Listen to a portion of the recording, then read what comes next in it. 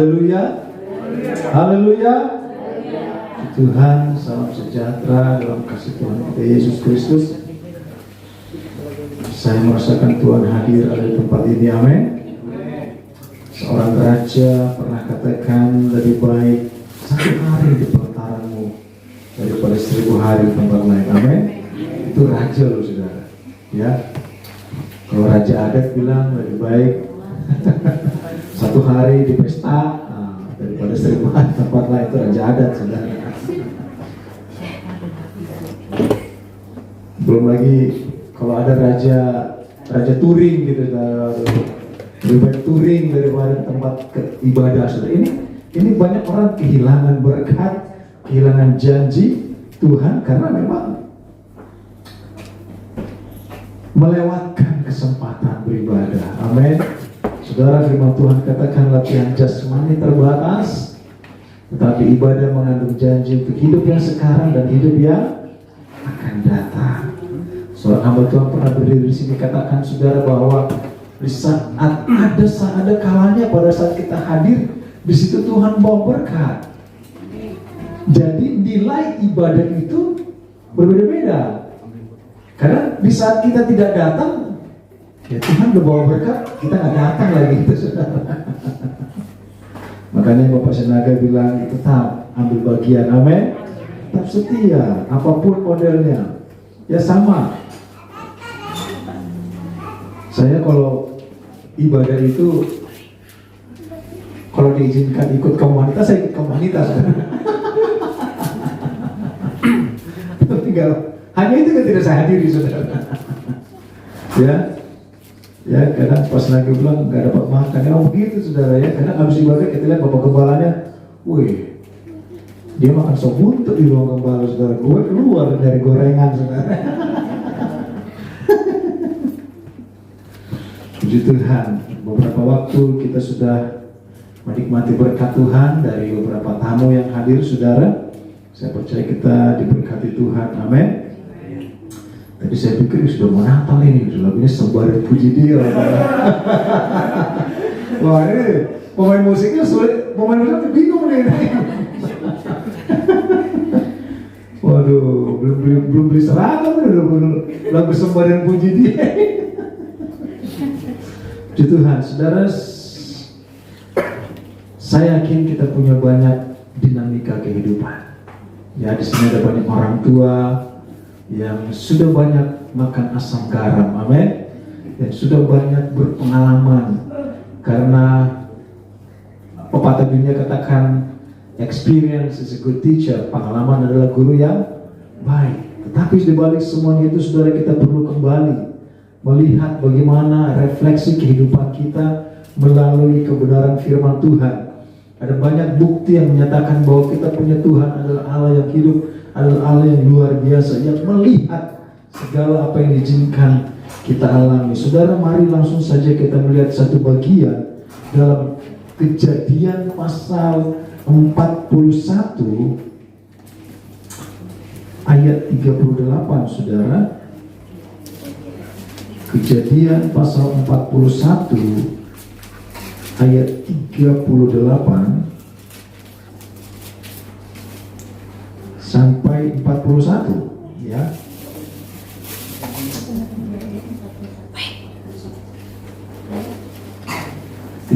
Boleh kita lihat. Usul itu dipandang baik oleh Firaun dan oleh semua pegawainya. Lalu berkatalah Firaun kepada para pegawainya, mungkinkah kita mendapat orang seperti ini, seorang yang penuh dengan roh Allah? Kata Firaun kepada Yusuf, oleh karena Allah telah memberitahukan semuanya ini kepadamu, tidaklah ada orang yang demikian berakal budi dan bijaksana seperti engkau. Engkaulah menjadi kuasa atas istanaku, dan kepada perintahmu seluruh rakyatku akan taat. Hanya tahta inilah kelebihanku daripadamu. Selanjutnya Firaun berkata kepada Yusuf, dengan ini aku melantik engkau menjadi kuasa atas seluruh tanah Mesir. Amin. Ada seorang Yusuf, saudara, yang izinkan Tuhan memiliki sebuah puncak karir yang luar biasa. Ada seorang Yusuf, saudara, yang seluruh dunia heran, mungkinkah kita mendapat orang seperti ini, seorang yang penuh dengan Roh Allah. Dan saudaraku, Yusuf muncul ada di sebuah negeri yang paling besar waktu itu, negeri yang paling berkuasa waktu itu. Yusuf muncul dan Tuhan angkat dia sangat tinggi, bahkan hampir sejajar dengan raja waktu itu. Saudaraku, begitu indahnya di saat kita melihat orang, saudara, pada saat dia ada di sebuah puncak karirnya. Kita yakin bahwa di saat dikatakan mungkinkah kita mendapat seorang seperti ini, seorang yang penuh dengan Roh Allah, adalah, saudaraku, orang yang betul-betul terus menjaga Roh Allah itu tetap ada dalam dirinya. Jadi konteksnya dia tetap stabil, saudara. Dia tetap menjaga roh itu ada. Tidak, statisnya tidak turun naik, tidak, saudara. Dia tetap menjaga roh Allah itu tetap ada. Sehingga roh itu tetap bermanifestasi, artinya roh itu tetap bekerja dalam dirinya. Semakin indah, semakin meningkat, semakin berkarya, semakin berkarya. Tetapi apakah kita lupa atau tidakkah kita ingat bahwa Yusuf yang sama itu pernah jadi pembantu di rumah orang, di rumah Potifar. Yusuf yang sama pernah dihargai sebagai budak, saudara. Kalau kita mengingat bagaimana dia pernah menjadi pembantu di rumah Potifar, saudara. Pekerjaan seorang pembantu, ya, mengurusi rumah, saudara, mengurusi ternak, mengurusi halaman, mengurusi yang seakan-akan begitu rendah dan tidak mungkin dipandang, saudara.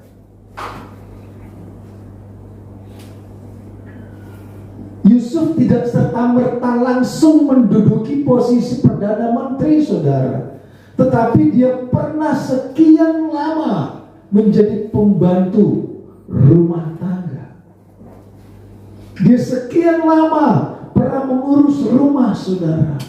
Sekian lama pernah mengurus ternak majikannya. Sekian lama pernah mengurus tanam-tanaman majikannya, saudara. Ternyata Yusuf yang sama ini, saudara, tetap menjaga konteks Roh Allah ada dalam dirinya. Tidak ada satu catatan yang mengatakan bahwa Yusuf meninggalkan Tuhan, Yusuf berpaling dari Tuhan, Yusuf artinya komplain kepada Tuhan atas konteks kehidupannya. Mari kita lihat, saudara, awal bagaimana Yusuf sebenarnya ada. Kejadian pasal 37 ayat 4 sampai 5, saudara. Kita memperhatikan Kejadian 37 ayat 4. Setelah dilihat oleh saudara-saudaranya bahwa ayahnya lebih mengasihi Yusuf dari semua saudaranya, maka bencilah mereka itu kepadanya dan tidak mau menyapanya dengan ramah. Jadi konteksnya bahwa ternyata Yusuf ini anak kesayangan. Gitu, saudara, ya. Jadi anak kesayangan itu di mata Yusuf, di mata Yakub, Yusuf bapaknya itu Yakub, dia anak kesayangan. Banyak catatan mengatakan bahwa Yusuf bajunya beda, gitu, makannya juga beda. Jadi dia benar-benar seperti royal son, gitu ya, anak yang begitu dicintai oleh bapaknya, begitu diperhatikan. Bahkan ayahnya lebih mengasihi dia dari semua saudaranya. Berarti Yusuf benar-benar ditempatkan di tempat yang cukup tinggi di rumahnya. Tetapi maka bencilah mereka itu kepadanya dan tidak mau menyapanya dengan ramah. Ngeri ya saudara. Paling dikasihi bapaknya, tetapi nggak diajak ngomong sama saudaranya. Itu agak lucu saudara. 5. Pada suatu kali bermimpilah Yusuf, lalu mimpinya itu diceritakannya kepada saudara-saudaranya. Sebab itulah mereka lebih benci lagi kepadanya. Udah benci, lebih benci lagi saudara itu. Aduh, levelnya gimana saudara? Udah benci, lebih benci lagi saudara. Jadi Yusuf dikasihi bapaknya lebih dari yang lain. Bajunya aja beda. Ya, mungkin piringnya beda. Mungkin cara nyapanya beda gitu. Mungkin kalau Yusuf nyapanya, aduh anakku Yusuf, selamat pagi, apa kabar, sudah bangun kamu nak, gitu ya. Tapi kalau sama yang lain, woi Jahulto, kemana kau, gitu sebenarnya. Karena kalau anaknya banyak di kampung ada begitu saudara, anaknya 11 dia bingung. Ini siapa namanya? Dia lupa nama anaknya saudara, saking banyaknya. Tetapi Yusuf saudara dikasih lebih, tetapi harganya dia gak diajak ngobrol sama abang-abangnya gitu. Gitu loh. Jadi dia pakai bajunya beda, jalan beda gitu di rumah. Enak gak sih saudara? Gak ada diajak ngobrol sama abang-abangnya. Terus kalau cuma gak diajak ngobrol masih mending saudara. Ini dikata-katain gitu, dia mau ngomongin. Tuh lihat tuh, adek lo tuh aneh gitu saudara. Tuh adek lo tuh gitu. Jadi malah saudara-saudaranya mau ngata-ngatain dia, mojokin dia. Jadi kalau dibuat film mungkin banyak ledekan-ledekan kali saudara ya. Waduh, pokoknya betul-betul Yusuf merasa terpojok. Setelah itu dia mimpi lagi. Dia menceritakan mimpinya bahwa ada bintang lah, ada berkas-berkas lah. Satu berkas disembah oleh banyak berkas gitu, atau tuayan panen, ada bintang, satu bintang, yang lain menyembah bintang itu. Kita mencatat apa? Lalu mimpinya itu diceritakan kepada saudara-saudaranya, sebab itulah mereka lebih benci lagi kepadanya. Itu saudara. Wih, ngeri juga saudara. Jadi udah ini tingkat tinggi saudara. Yang di ujungnya dia tidak dianggap dan dijual seperti budak. Suatu nilai yang sudah tidak berharga. Artinya saudara, di kalangan saudara-saudaranya pun dia sudah gak berharga sebenarnya di rumah, udah gak dianggap. Terus nih anak tukang mimpi lagi saudara, diomongin lagi. Artinya mimpi itu adalah visi, dan mimpi itu saudara kan gak sengaja, dia itu kan datang mimpi itu kepada dia. Dia ceritakan lagi mimpinya, makin cilaka 12 saudara. Bersekongkollah saudara-saudaranya untuk menjual dia. Mereka benar-benar ingin menyingkirkan Yusuf dari keluarga itu. Mereka juga ingin menyingkirkan Yusuf dari kalangan saudara. Ya. Saya rasa kalau bisa kita bayangkan saudara, kalau ada contohnya 7 atau 8 bersaudara, yang satu ya udahlah, sudah nggak kami anggap kau saudara kami gitu. Itu sakitnya gimana saudara? Saya nggak ngerti itu saudara ya. Udah nggak kita anggap lagi lah, udah ke laut aja gitu saudara. Itu yang dialami Yusuf sampai dia masih belia, anak yang paling dimanja, tingkat tertinggi, jatuh ke sumur serendah-rendahnya, dan statusnya pun direndahkan menjadi barang dagangan. Dan itulah cikal bakal dia saudaraku, ditarik dari Goshen menuju Mesir. Dan sebagai budak, saya mau katakan saudara, anak sebelia itu sebagai budak, dia nggak dinaikkan ke keledai saudara. Banyak catatan menjelaskan bahwa dia jalan saudara.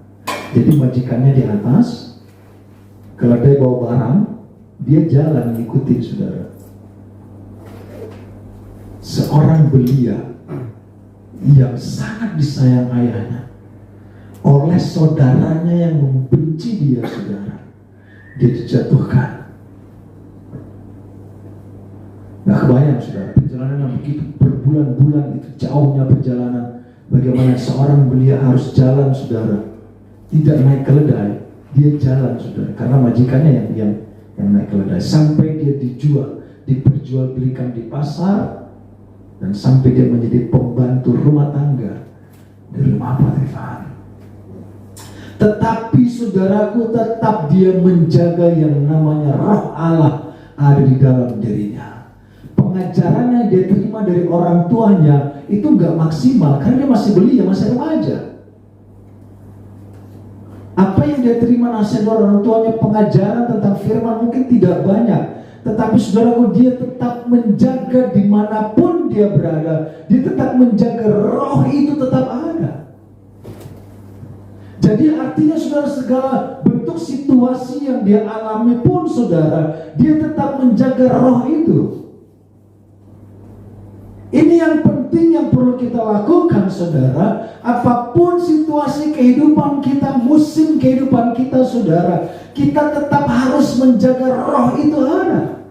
Firman Tuhan bagaimana kata, jangan kita mendukakan Roh Kudus, saudara. Banyak kala saudara, saat kita menghadapi masalah, persoalan, tantangan, ujian, hinaan, cacian, fitnah, saudara, kita tidak menjaga roh itu. Bahkan yang kita tonjolkan adalah roh kemanusiaan kita, ditambah lagi roh nenek moyang kita, saudara. Itu makin, saudara.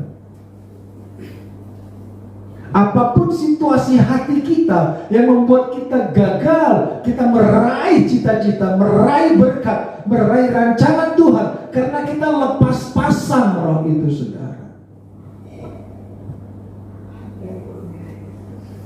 Hari ini saya menghadapi tantangan, Tuhan maaf, saya mau lepas dulu ini roh, Tuhan saya mau pakai roh saya.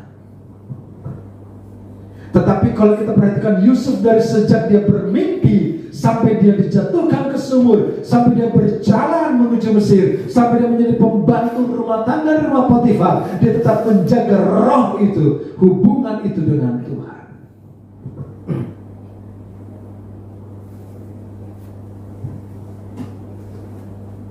Ini cilaka 12, saudara.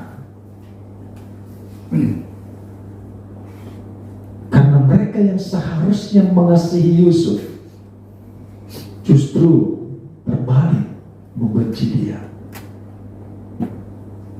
Mereka yang kita harapkan memperhatikan dan mengasihi kita, saudara, kadang-kala Tuhan izinkan ternyata bukan mereka, atau bahkan Tuhan izinkan justru mereka yang berseberangan dengan kita. Dan saya mau katakan, ini tidak hanya terjadi di antara jemaat, saudara. Di antara hamba Tuhan juga banyak.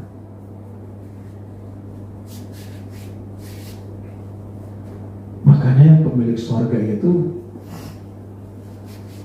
bukan status, saudara, tetapi mereka yang tetap menjaga roh Allah. Amin.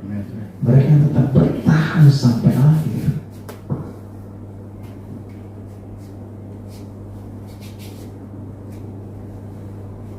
Kehidupan Yusuf menjadi suatu bentuk teladan bagi kita. Yang penting di sana bagaimana Yusuf didapati orang penuh dengan roh. Saya pernah katakan bahwa bagaimana kita harus membalansi antara firman dan roh. Bukan maksudnya orang penuh dengan roh, saudara, giliran bisa berdoa, mendoakan tematis langsung berbahasa roh, bla bla bla, bukan, saudara. Ukurannya bukan di sana. Kita mengingat bagaimana perempuan Samaria di saat bertemu dengan Yesus, saudara. Yesus katakan ada kalanya dan sudah terjadi sekarang bahwa penyembah bukan penyembah di Yerusalem, bukan di Yudea, bukan di Samaria, tetapi penyembah akan datang, penyembah roh dan kebenaran. Hari itu perempuan itu menerima keselamatan. Apapun statusnya, saudara, apapun situasi keluarganya, apapun bentuk kehidupannya, saudara. Tetapi saudara, tidak serta-merta perempuan itu penuh dengan roh langsung berbahasa roh, bukan, saudara. Tetapi implementasi dari penuh dengan roh itu yang kita perhatikan di perempuan Samaria di sumur Yakub itu adalah di saat dia pulang ke rumahnya, dia memberitakan firman kepada orang lain. Amin. Berarti konteks penuh dengan roh Allah itu bukan hanya atau dalam tanda kutip tidak harus berkata-kata dalam bahasa roh, tetapi implementasinya di saat bertemu dengan Yesus, di saat bertemu dengan firman, dia pulang membawa kabar baik, menginjili satu kampung dan satu kampung selamat. Amin. Itulah implementasi dari penuh dengan roh. Saya tidak persiapkan ayat ini, tapi saya ingin kita melihat dalam, coba kita lihat dalam Filipi pasal 3 ayat 17 dan 18.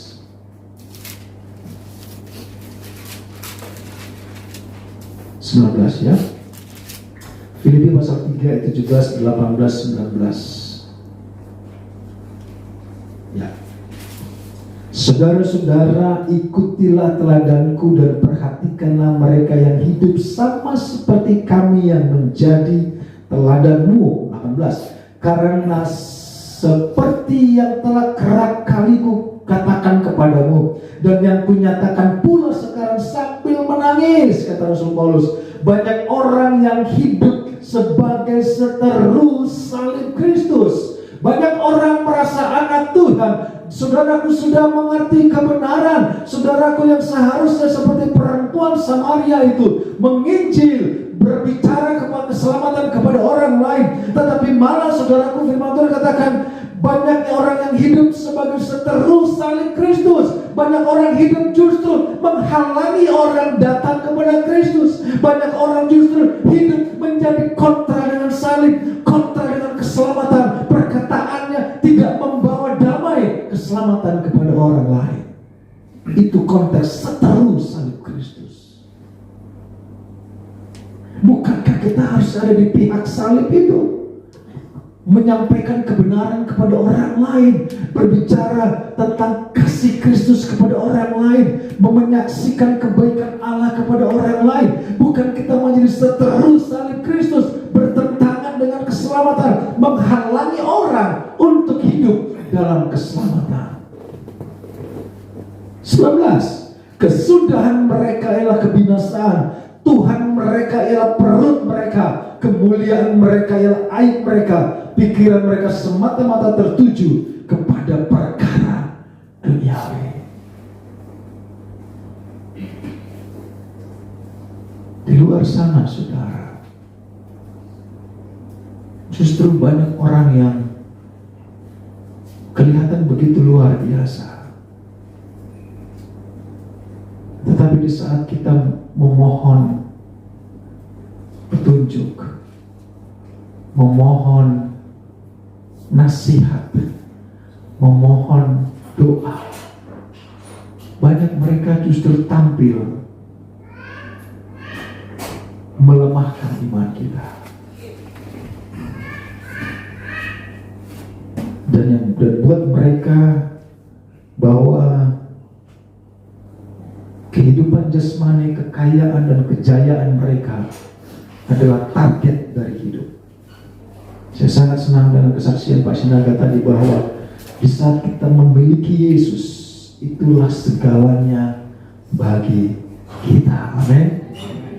Yesus segalanya bagi engkau dan saya.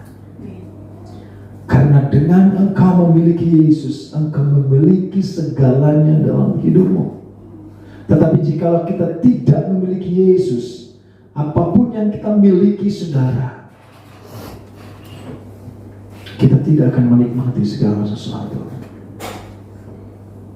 Benar, saudara, terlalu banyak orang di luar sana menyia-nyiakan waktunya untuk bertemu Yesus. Dan mereka terlalu konsentrasi dengan perut mereka, terlalu konsentrasi dengan kebutuhan jasmani mereka. Tetapi engkau dan saya, engkau sedang diisi dengan kebutuhan rohani, supaya rohmu dibangkitkan dan diisi terus dengan makanan kebenaran firman. Amin. Ayat terakhir saudara, Kejadian pasal 50, masih dengan Yusuf. Kejadian pasal 50 ayat 19 dan 20.